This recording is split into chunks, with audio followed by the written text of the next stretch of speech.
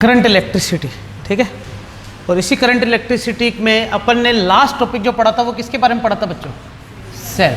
Cell के अंदर अपन ने ये पढ़ा था बच्चों कि हमारे पास जो टोटल ईएमएफ होगा वो पोटेंशियल ड्रॉप के बराबर होगा सेल के बाहर और सेल के अंदर, जिसमें ये V किसको बताता था? E कैपिटल R को, और ये किसको बताता था? स्मॉल r के लिए। तो यहाँ पर हमें पता होना चाहिए कि कैपिटल R क्या होता है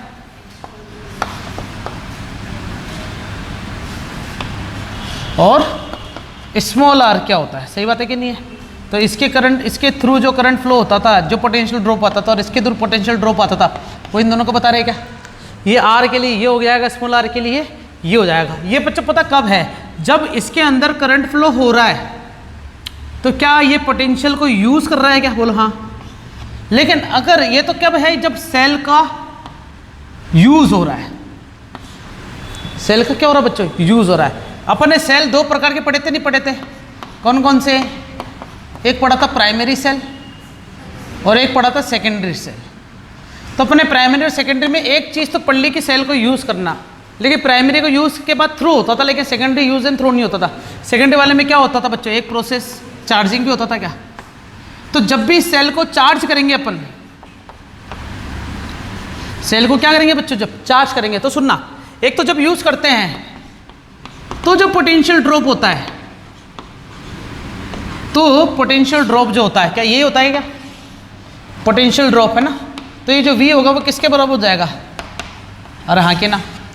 लेकिन जब सेल को चार्ज करते हैं और तब जो पोटेंशियल ड्रॉप मिलेगा वो क्या मिलेगा? किसके अंदर बच्चों? V जो मिलेगा क्या प्लस हो जाएगा क्या?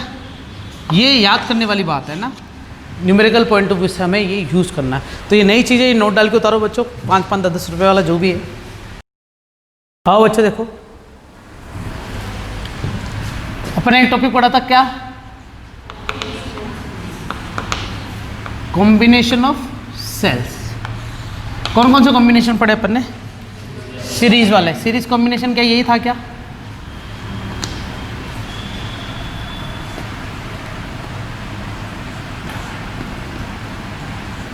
ऐसे n टाइम्स ले लूँ मैं, जिसमें से ये किसको बता रहा है? थीटा 1, थीटा 2, थीटा R1,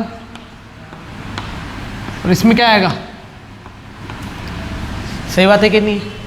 इन सबके लिए जो नेट मिला था ये किसके बराबर मिला था? अरे सही बात है कि नहीं है? डायरेक्ट लिख सकते ना ये फॉर्मूला समेशन के फॉर्म में? अरे बच्चों सही बात है कि नहीं है? ऐसा कर सकते हैं ना अपन। ये बड़ा समेशन लगाया, i = 1 से स्टार्ट करा, n पर खत्म करा, थीटा i। सही है। इसी प्रकार r नेट भी कितना मिलेगा? अरे सही बात है कि नहीं है? पक्का। अब मैं तुम्हें यहाँ पर एक केस लिख देता हूँ, छोटा सा केस क्या लिख देता हूँ कि थीटा 1, थीटा 2, थीटा 3 और जितने भी यूज़ करो अपन, वो सारे आपस में क्या लिख दूँ मैं? बराबर ले लूँ। सारे आपस में क्या ले लो बच्चों? बराबर। तो बताओ थीटा नेट जो मिलेगा वो n इंटू थीटा मिलेगा क्या? और r जो नेट मिलेगा वो भी क्या मिलेगा? n इंटू r मिलेगा क्या बच्चों? अरे समझे क्या? ऐसा कर सकते हैं ना कि अगर सारे बराबर आ जाएंगे तो अपन ऐसा लिख सकते हैं, नेट रेजिस्टेंस और नेट ईएमएफ। ये तो किसके लिए बात हुई है? अब किसकी बात करूँगा? पैरेलल।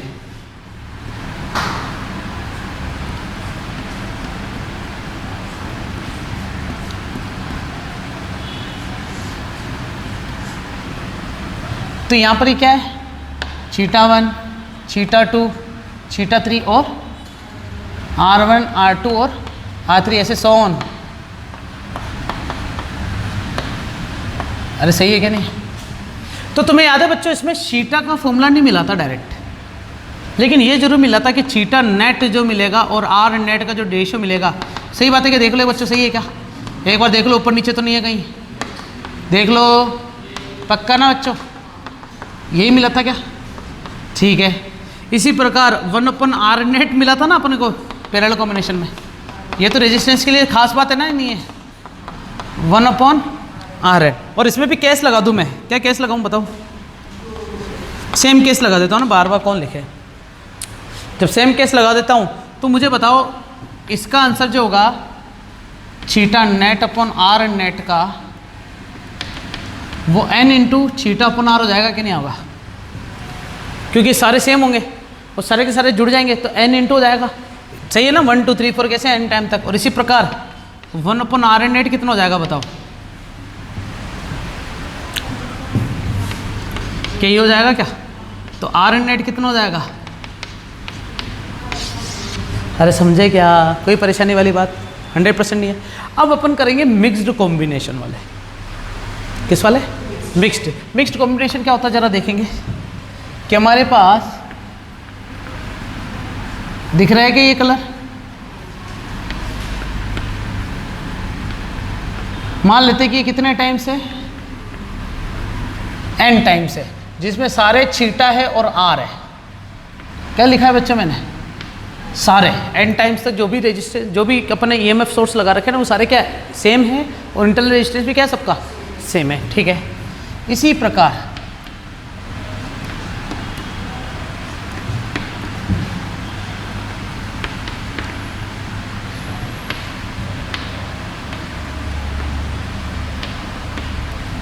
ये भी कितना है n टाइम्स है, तो मतलब ऐसे चलता रहेगा क्या?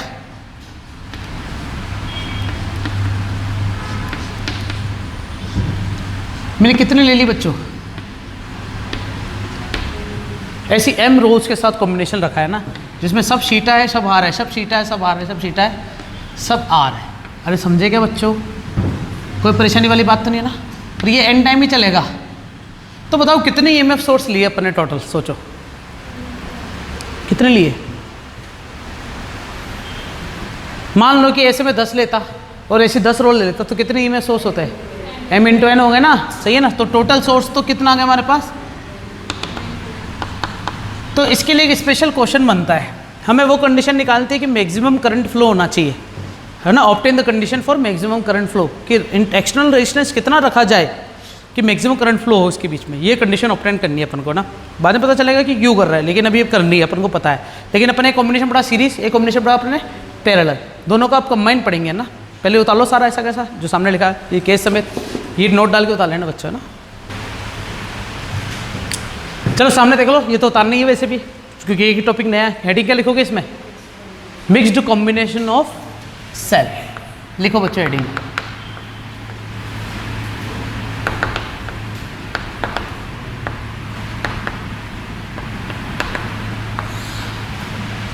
तो इसमें मैंने क्या क्या लिख रखा बच्चों? Total number of n cell in series with m rows. सही बात है कि नहीं? n cell in series with m rows, हर रो में n सेल डाल रखे हैं। तो टोटल नंबर ऑफ सेल कितने हो गए? कितने हो जाएंगे? m n। अब सुनना बच्चों, क्या तुम ऐसा बोल सकते हो कि n सेल जो है वो सीरीज में है? अरे हाँ कि ना?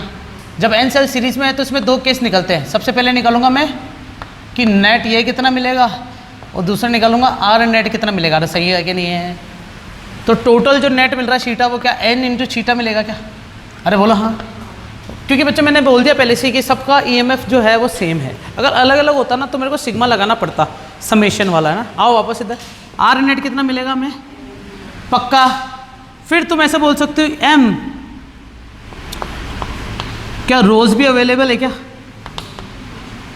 और किस में बच्चों ये? और पैरेलल के लिए शीटा नहीं निकालते, सीधा आर नेट निकलता बस। सही बात है कि नहीं? अरे हाँ कि ना? तो जब आर नेट निकलता है तो कैसे निकलता है? तुमको शायद पता होगा, 1 अपन आर डैश बोल दूँ क्या मैं इसको? कितनी बार होगा बच्चों ये?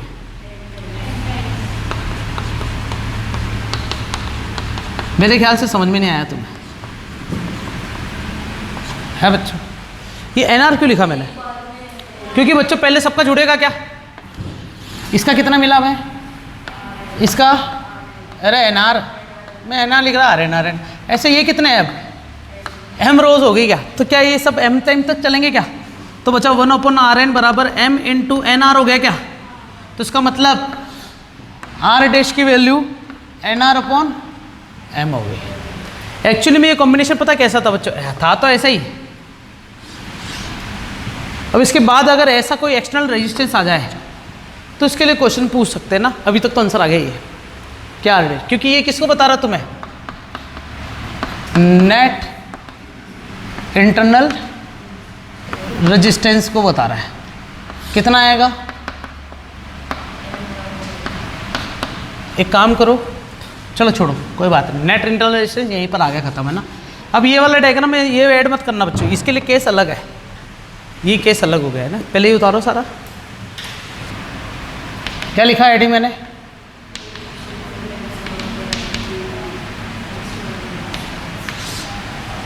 एक्सटर्नल रेजिस्टेंस से मैक्सिमम करंट फ्लो करवाने वाली कंडीशन चाहिए, एक्सटर्नल रेजिस्टेंस है। सुनना, अपन ईएमएफ सोर्स इसलिए लगाते हैं ताकि आसानी से करंट फ्लो हो सके किसी रेजिस्टेंस के अंदर। रेजिस्टेंस का काम ये है कि करंट फ्लो कम होना, रेजिस्टेंस का काम क्या, करंट फ्लो को कम करना, सारी एनर्जी को यूज़ कर लेना। लेकिन करंट फ्लो अगर आसानी से हो रहा तो वो रेगुलरली स्टेडी फ्लो में चलता रहेगा।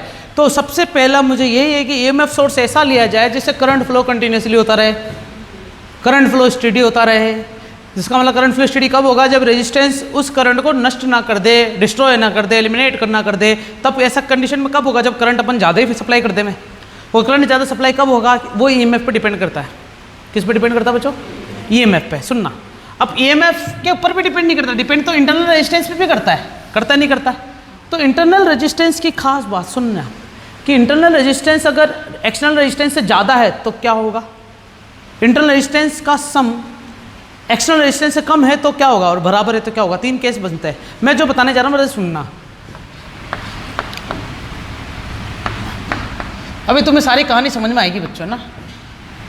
मान लो कि हमारे पास ये सब चीज़ें दे रखी है, ठीक है, ये सारी चीज़ें अपन को क्या कर रखी है बच्चों, दे रखी है। जब दे रखी है तो इसको तुम क्या बोलोगे, छीटा आर, छीटा आर और छीटा आर। कब तक चलेगा ये,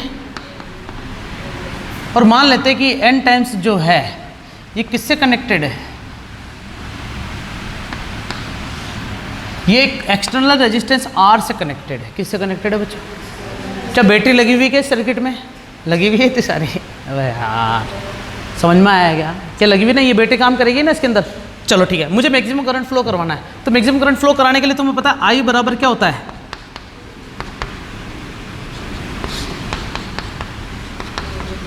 अरे हाँ कि ना, क्योंकि V बराबर क्या होता है, I बराबर क्या होगा, तो मैं इसको V को ईएमएफ ही बोलूँगा ना टोटल, R को इंटरनल टोटल नेट रेजिस्टेंस बोलूँगा। नेट रेजिस्टेंस मतलब इंटरनल भी और एक्सटर्नल दोनों। अरे हाँ कि ना, बोलो हाँ पक्का, ठीक है। तो सबसे पहले निकालते हैं नेट ईएमएफ। तो नेट ईएमएफ कितना आएगा बताओ, क्या n इंटू छीटा लिख दूँ क्या मैं तो, अरे हाँ कि ना। अब क्या निकालूंगा मैं, नेट रेजिस्टेंस। नेट रेजिस्टेंस में तुम्हें पता है सारे जो भी निकल देंगे वो NR हो जाएंगे कि, अरे हाँ कि ना। और ये क्या चल रहा है, R। क्या ये दोनों एक दूसरे की सीरीज में आ गए क्या, तो आंसर क्या आ गया, पक्का, कोई परेशानी वाली बात। NR तो होता ही ना, NR तो नहीं बताओ ना कैसे हुआ, क्योंकि सारे जुड़ेंगे पैरेलल में, ठीक है। तो दोनों की वैल्यू मिल चुकी है, तो I बराबर क्या मिलेगा, ये नेट अपॉन R नेट, ये कितना मिला है n छीटा, और ये कितना मिला है n small r plus r। अरे समझे क्या। तो यहाँ पर कुछ केस लिखता हूँ बच्चों में, ये डायग्राम नहीं मिटाना चाहता क्योंकि काम आएगा अभी, ठीक है। देखो केस क्या लिखता हूँ, इस वाले के बारे में देखो, तुम्हें पता है I डिपेंड किस पे कर रहा है, इस पे कर रहा है या इस पे कर रहा है, दोनों पे कर रहा है, लेकिन नीचे वाले पे ज़्यादा करेगा, क्योंकि नीचे वाले का केस सुनना, मैं क्या कहना चाह रहा हूँ, अगर NR या तो R से बहुत बड़ा आ जाए या फिर NR R से क्या हो जाए बहुत, अगर बड़ा आ जाता है तो ये हट जाएगा, सही बात है कि नहीं, तो नीचे क्या बचेगा, ये बचेगा क्या, क्या बचा। और अगर ऐसा कुछ हो जाता है तो ये हट जाएगा, क्या बचेगा नीचे। क्या तुम इसको n इंटू छीटा अपन R लिख सकते हो क्या, दोनों में से किसका ज़्यादा लग रहा है करंट बताओ, ये भी I को बता रहा है और ये भी किसको बता रहा है बच्चों, बताओ, ये ज़्यादा लग रहा है ये ज़्यादा लग रहा है, थोड़ा सा दिमाग लगाओ, क्यों ज़्यादा लग रहा है, बस ये सोचना, ये मत सोचना छीटा R छीटा कैपिटल R, ऐसा कुछ नहीं। वैसे स्मॉल r बहुत छोटा होता है, ये बहुत बड़ा होता है, तो डिवाइड करोगे तो तुम बोलोगे तो छोटा हो जाएगा, लेकिन बच्चों कितना छोटा है, मल्टीप्लाई किससे हो रहा है, n से मल्टीप्लाई, इसका मतलब ये ज़्यादा हुआ क्या। इसका मतलब मुझे बताओ कि ये केस सही है क्या, जब भी एक्सटर्नल रेजिस्टेंस बहुत ज़्यादा हो, किससे, इंटरनल रेजिस्टेंस के सम से, क्या बोल रहा हूँ मैं, इंटरनल रेजिस्टेंस सबका कोई ना कोई होगा, 2 ओम 3 ओम 4 ओम सब मिला के, मान लो सबका मिला के आया 100, लेकिन एक्सटर्नल रेजिस्टेंस मैंने 200 ओम वाला लगा रखा है। ओहो, उन सबका सम 100 ओम आया और उसको मैंने 200 ओम वाला सर्किट में ज्वाइन कर रखा है। तो क्या ये वाला केस है, ये वाला केस है, ये वाला केस है? तो ये वाले केस में सीरीज में लगाने के लिए सर्टिफाई है क्या? अब सुनना मैं क्या कहना चाह रहा हूँ, अभी तुम्हें पता चलेगा। मान लो 100 ओम तो इंटरनल मिला और 200 वाला तुमने बाहर लगा रखा है, चलो 120 ही मान लो तुम, तो उससे ज़्यादा लगा रहे नहीं लगा रहे हो? अरे हाँ कि ना? तो इसका मतलब कॉम्बिनेशन कौन सा सही है, सीरीज वाला सही है पैरेलल वाला? पैरेलल वाला अपने पढ़ा ही नहीं है, अपने पहले क्या पढ़ा है, सीरीज। तो इसका मतलब सीरीज के हाँ बोलेंगे, पैरेलल वाला पढ़ लेंगे तो पैरेलल वाले की तरफ भी देख लेंगे, सोच लेंगे क्या बात हो रही है, क्या सीरीज में समझ में आएगा कि भैया अगर एक्सटर्नल रेजिस्टेंस इससे कम है तो तुम इसको हमेशा सीरीज में जोड़ना, तो तुम्हें मैक्सिमम करंट मिलेगा थ्रू द एक्सटर्नल रेजिस्टेंस। मैं यही तो चाहता हूँ, condition for maximum current through the external resistance, जिसके अंदर पहला केस क्या पढ़ा अपन ने, सीरीज पढ़ लिया क्या? अब दूसरा क्या पढ़ेंगे, हेडिंग लिखो बच्चों, मोस्ट इंपोर्टेंट डालना, तीनों के लिए पढ़ेंगे अपन अब ये चीज़ ना। अब कौन सा केस,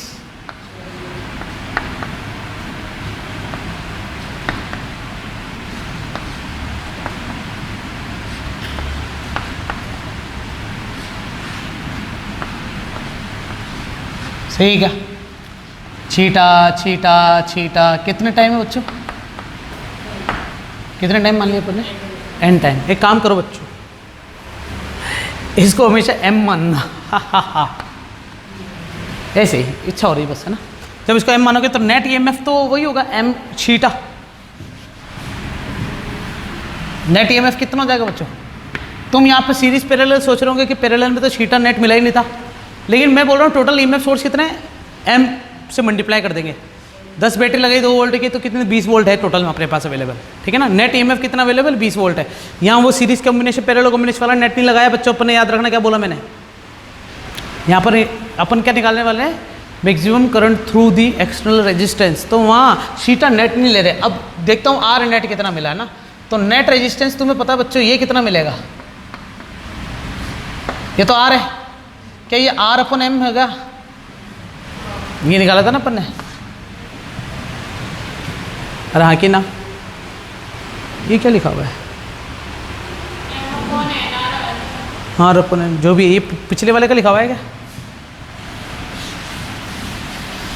ये शायद एम लिखना था यहाँ पर, अपन ने गलत लिख दिया बच्चों, एम लिखना था, एम क्या सही है, मुझे तो पता नहीं चल रहा, देख लेना उसको, करेक्ट कर लेना, अभी देख लेंगे वापस है ना, रिपीट करके देख लेंगे। एम लिख रखा था क्या नीचे, वैसे तो एन से मल्टीप्लाई कर रहा था, बाकी में तो एम लिखा हुआ ना, M upon R N, M upon R ही नहीं, तो आर एन अपॉन एम है क्या, net R N upon M है ना, सही है। फिर तो आ जाओ इधर वापस, कि मुझे यहाँ का नेट निकालना बच्चों ना, ये मिटा रहा हूँ सारा, फील करना जरा।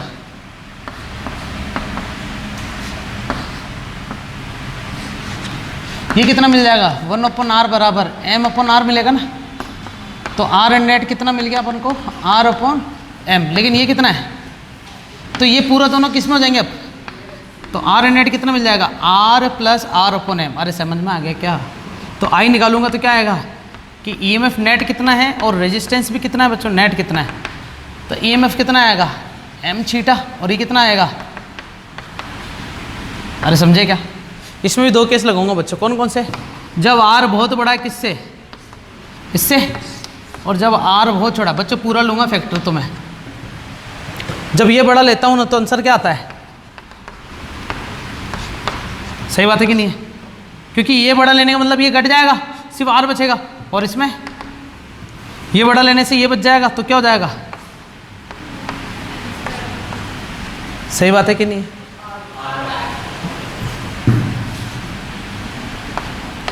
अरे समझे क्या, तो बताओ करंट किस में सबसे ज़्यादा आया, इसमें ज़्यादा आया या इसमें ज़्यादा आया, इसमें ज़्यादा आया ना, पक्का, कोई परेशानी वाली बात। चलो एक चीज़ और देखो बच्चों, गड़बड़ी तो नहीं हो रही है कुछ, नहीं नहीं नहीं नहीं, तो इसमें करंट हमें ज़्यादा मिलेगा इस वाले केस में, जब आर का मान क्या हो बच्चों, बहुत छोटा हो, तो आर का मान जब बड़ा हो, तो आर का मान इसमें भी बड़ा रखा था ना अपन ने, देखो, लेकिन पैरेलल कॉम्बिनेशन में जब आर बड़ा रखते हैं तो करंट कम मिलता है, जबकि सीरीज कॉम्बिनेशन में करंट क्या मिल रहा था, ज़्यादा मिल रहा था, और पैरेलल कॉम्बिनेशन में आर छोटा रखते हैं तो करंट ज़्यादा मिल रहा है, लेकिन सीरीज कॉम्बिनेशन में अगर आर छोटा रखते थे तो करंट कम मिलता था। बस अब मेरे को एक कंक्लूजन बताना तुम्हें छोटा सा, क्या कि आर या तो तुम्हें पता है बढ़ेगा या कम होगा, सही बात है कि नहीं? तो जब बढ़ेगा, आर हमेशा बढ़ा हुआ जब मिले तो कौन सा कॉम्बिनेशन में रखना चाहिए अपन को? सीरीज में। और आर जब टोटल इंटरनल रेजिस्टेंस से कम है तो कौन सा कॉम्बिनेशन में रखना चाहिए अपन को? पैरेलल। ये क्वेश्चन आता है कि तुम अगर 10 ओम के इंटरनल रेजिस्टेंस है टोटल और एक्सटर्नल रेजिस्टेंस जो है वो 100 ओम है, तो बताओ कौन से कॉम्बिनेशन में ईएमएफ को रखा जाए कि मैक्सिमम करंट फ्लो हो वहाँ से? हाँ, तो कौन सी कॉम्बिनेशन में, सीरीज या पैरेलल में? आर बड़ा है या छोटा है? तो इसका मतलब सीरीज या पैरेलल? सीरीज रखेंगे ना यार, बोलो हाँ। समझ में आ गई चीज? ये नोट डाल सकते हो क्या? ठीक है ना, कि आर की वैल्यू जब बड़ी हुई मिले तो उसका मतलब हमेशा कौन से कॉम्बिनेशन में? सीरीज। जब घटी हुई मिले तो हमेशा कौन से कॉम्बिनेशन में? लेकिन अब मिक्स्ड आ जाए, मिक्स्ड आ जाए तो क्या होगा? कुछ नहीं होने वाला। चलो उतारो पहले तो, फिर तीसरा केस मिक्स्ड वाला लिखेंगे अपन, है ना। बच्चों छोटी सी गड़बड़ी है, एक बार थोड़ा सा सही कर देता हूँ मैं इसको। यहाँ से एम हटा दो, इसको थोड़ा सा चेंज करना पड़ेगा मेरे को, हल्का सा। थोड़ी सी गलती होगी बच्चों, देखो कि थीटा नेट जो है मैंने तुम्हें बताया ना एम लेंगे, तो यहाँ सीरीज पैरेलल वाला कंसेप्ट लगेगा। जब आर में लगाया तो इसमें भी तो लगाना पड़ेगा ही पड़ेगा, क्योंकि आर में अपन ने सीरीज पैरेलल वाला कॉम्बिनेशन लगाया नहीं लगाया? लगाया ना, तो इसमें भी लगाना चाहिए। तो यहाँ नहीं लगाते हुए अपन ऐसा जरूर बोल सकते हैं कि क्या सारे के सारे एक और इसी टर्मिनल से जुड़े हुए हैं क्या? तो इन सब का क्या सेम है क्या? जब इन सब का सेम है तो टोटल ईएमएफ कितना होगा? यही होगा कि जो है, कोई चेंज थोड़ी होगा, कोई बड़ी वाली बात नहीं है। दोनों के सबके बीच में सेम मिलने वाला है ना। अच्छा सुनना, तो यहाँ पर अगर सेम मिल रहा है तो मैं ऐसा बोल सकता हूँ आई बराबर क्या मिलेगा? Theta net upon R net. तो थीटा नेट कितना मिला था और आर नेट कितना मिला था? अरे अब समझ में आया क्या? अब इसमें जब मैं बड़ा रखता हूँ तो ये हटा दूँ, अरे समझे क्या? और जब मैं छोटा रखता हूँ तो भैया छोटा रखता हूँ तो आई बराबर मिलेगा थीटा अपॉन, मैं ये देख रहा था स्क्वायर कैसे आ रहा है, अब समझ में आ गया। ज़्यादा तो यही मिलने वाला है, लेकिन वही स्क्वायर और उसकी गड़बड़ी हो गई थी, तो यहाँ पर सही कर लेना इसको ना। अभी तो उतारा नहीं है ना, ढंग से उतार लो इसको। अब क्या करना अपन को? कॉम्बिनेशन मिक्स्ड में है ना, मिक्स्ड वाले में देखे बच्चों, तो तुम्हें पता है इन सब का क्या मिला था? क्या एन थीटा मिला था? क्या सबके लिए यही मिला गया क्या? अरे हाँ कि ना। तो तुम्हें पता चल गया जैसे इसमें पढ़ा था अपन ने, थीटा नेट क्या मिलेगा? N theta. जैसे इसमें निकाला ना अपन ने, सबके लिए थीटा माना था, वैसे इसके लिए क्या हो जाएगा? N theta. फिर निकालना आर नेट। तो आर नेट बच्चों ये कितना मिला था तुम्हें पता है? कि बताना क्या मिला था? स्मॉल आर नेट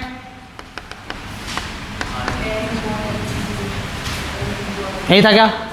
और ये साला, ये तो स्मॉल है और ये बड़ा है, तो आर नेट कितना मिला था हमारे पास? N R upon M. और ये क्या है? क्या दोनों सीरीज में हो गए क्या? तो सीरीज मतलब आर प्लस, अरे समझ में आ गया क्या बच्चों? दोनों की वैल्यू रखूंगा किसमें?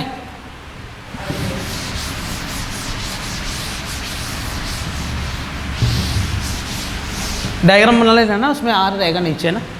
तो हमारे पास आई की वैल्यू क्या मिलेगी?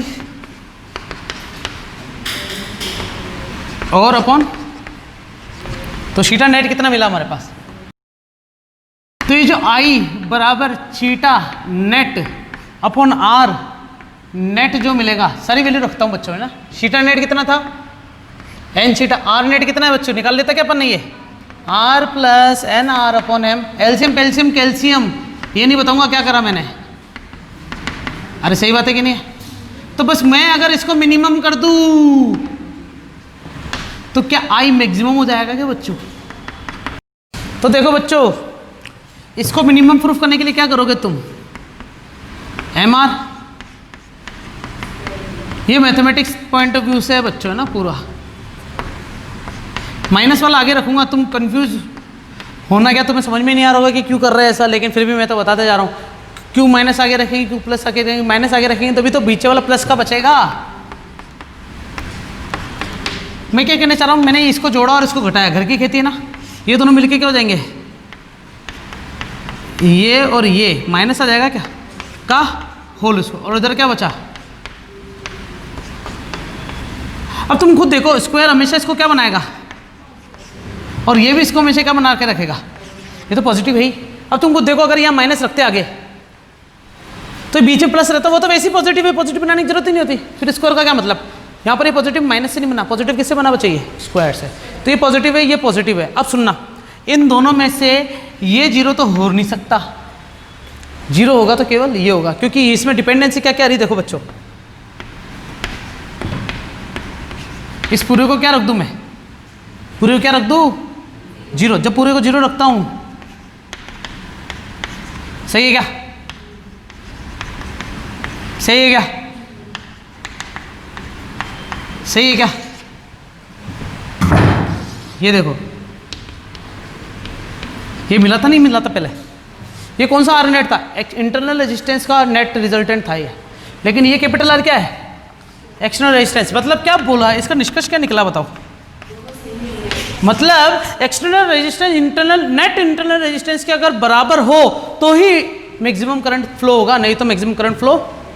इसमें आर बड़ा आर छोटा वाली बात नहीं है, इसमें क्या है। तो क्वेश्चन पता क्या आएगा, obtain the condition for maximum current of an external resistance, कि एक्सटर्नल रेजिस्टेंस के लिए कंडीशन बताओ जिसमें मैक्सिमम करंट फ्लो हो सर्किट से। दिस इज द कंडीशन कि आर हमेशा किसके बराबर होना चाहिए, net internal resistance of mixed combination of cells. समझ में आया क्या। पहले वाले में क्या था सीरीज में, बड़ा, पैरेलल वाले में छोटा, मिक्स्ड वाले में समझ में आ गया क्या, याद रहेगा, आए विषय हो जाएंगे क्वेश्चन सारे, ठीक है। अगली हेडिंग क्या है बच्चों, इलेक्ट्रिक एनर्जी और इलेक्ट्रिक पावर। पता है अपन को 10th क्लास में पढ़ के आ चुके हैं। इलेक्ट्रिक एनर्जी क्या है, किसी भी बैटरी जो करंट फ्लो करवाती है ना, करंट फ्लो कराने में जो वर्क डन करती है, वर्क डन बाय बैटरी या सेल, ये पूरा क्या कहलाता है बच्चों, एनर्जी, इलेक्ट्रिकल एनर्जी। और इसको एनर्जी है तो किससे रिप्रेजेंट करेंगे, ई से। किससे रिप्रेजेंट करेंगे बच्चों, ई से। देख लेते हैं जरा, डब्ल्यू बोल दूं क्या, है ना, वर्क डन निकालूंगा वही एनर्जी में रिलीज होगा, क्योंकि वर्क एनर्जी थ्योरम से। तो बताया बच्चों, पोटेंशियल V बराबर होता था W/Q, अनंत से किसी इनफाइनाइट से किसी चार्ज को लेके आने में किया गया वर्क डन, सही बात है क्या ना। तो इसका मतलब वर्क डन अपॉन चार्ज, तो W बराबर क्या आ जाएगा, अरे सही है क्या। तो यहाँ पर V/Q लिख दूँ क्या, यहाँ पे V किसको बता रहा है, पोटेंशियल को बता रहा है, और Q किसको बता रहा है, क्या ये पोटेंशियल EMF को ही बताएगा क्या। EMF किसकी बच्चों, पूरे ऊपर कहाँ जा रहा है, यहाँ पर आ जा। EMF किसकी बच्चों, बैटरी है। और चार्ज क्या है बच्चों, ओहो क्या बोला सर आपने, तो याद है बच्चों, I बराबर क्या होता है, तो Q बराबर क्या हो जाएगा, IT। तो आंसर क्या आ गया हमारे पास, W बराबर EMF मतलब VIT। ओहो VIP तो सुना है, VIT ये वर्क डन। और यही किसको बताएगा बच्चों, इलेक्ट्रिकल एनर्जी को। किसको बताएगा बच्चों, एनर्जी है तो इसका मात्रक क्या होगा बच्चों, जूल होगा क्या, होगा नहीं होगा, पक्का, ओके। बच्चों ये जो VI होता है, VI ये पता क्या है, ये एक्चुअली पावर है।